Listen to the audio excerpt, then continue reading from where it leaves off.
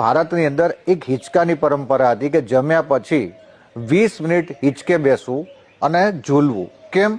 કારણ કે આપણે જે જમીએ છીએ એની અંદર ઘી એટલે સ્નિગ્ધ પદાર્થ વધારે છે. જ્યારે આપણે લાપસી, લાડવા, દાળ ભાત, શાક એવું બધું જમ્યા હોય અને જો બેસી રહીએ તો જઠરમાં આ ખોરાક પડ્યો રહે અને જેમાંથી લિપિડ જન્મ થાય. પણ ભારત એવું કીધું આયુર્વેદિકની દ્રષ્ટિએ પણ જ્યારે હિંચકામાં તમે ઝૂલતા રહો 20 મિનિટ તો જઠરમાં રહેલો ખોરાક હલતો રહે અને જઠરની બધી જ દિવાલ એનું પોતાનું પાચન કરે અને અપચો ન થાય, ગેસ ન થાય. આપણે જોઈએ છે કે સિમેન્ટની ટ્રક આમ નીકળતી હોય તો ધીરે ધીરે એનું રોટર ચાલતું રહેતું હોય.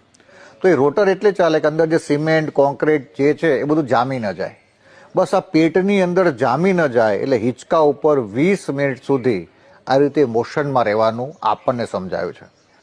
પણ અત્યારે આપણી જોડે સોફાની જગ્યા છે, આપણી જોડે બીજી આધુનિક વસ્તુ મૂકવાની જગ્યા છે, પણ હિંચકાની જગ્યા નથી.